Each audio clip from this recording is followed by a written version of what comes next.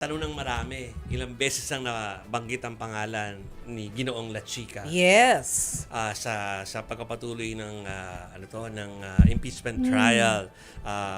At lumalabas na willing umano itong si Ginoong La Chica na siya ay maimbitahan saan. Oo. Diba? Willing daw siyang mag-testify. Pero kasi, ang tanong dyan, bakit bigla siyang naglabas ng statement? Ito ba ay sa pag-uudyok na rin ng Office of the Vice President? Ano yung sinabi, Chiki? Ayan siya.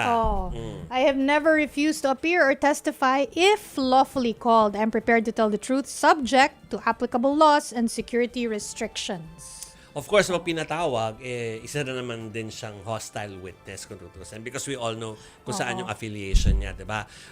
Pero marami kasi talaga nagtatanong kahit yung mga ibang abogadong kausap natin lagi, parang no-brainer na dapat ipatawag after all the revelations ito nakalipas na 2 linggo. Si Gina Acosta din, lagi siyang tinuturo Wala po akong alam kasi ang eksperto po dyan, ang may alam po sa operations for confidential funds ay si La Chica. Tinuturo niya lagi si Colonel La Chica. Although may naging pahayag ang prosekusyon na kailangan pa nilang pag-isipan kung ipapatawag si Colonel La Chica bilang testigo. Kasi ang consideration nila, number 1, hostile witness siya. Kung magiging hostile witness siya, ano yung assurance sa magsasabi siya ng totoo? Kasi hindi naman nila kontrolado kung ano yung magiging naratibo nila Chica.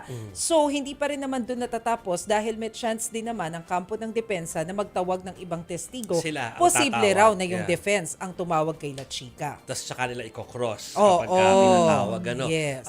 Calculated risk ang lahat. hinihintay ko na statement from the prosec team, yung explanation sana kung ba't hindi siya ipapatawag, na baka naman meron na silang enough na na line up na pwede lang mapalabas na yung katotohanan from that line up. Pero hindi pa nila yung sinasabi Pero tama si Mase, kung hindi man nila ipatawag, pwede ipatawag ng depensa at kapag yung depensa na present na siya na hindi sa hostile witness, Yes. pwede na i-cross. Oo, yun nga. Kaya parang tinitimbang pa nila Correct, kung ipapatawag or anong plano. Yes. Oo. Okay, so para sa ibang detalyeng connected po dito bibigyan namin kayo ng mga ganap kanina sa day 18 18. Yes. ng impeachment trial po ng mga kapatid dahil marami po nangyari dito. Kaya sinasabi ng iba na medyo tune out sila.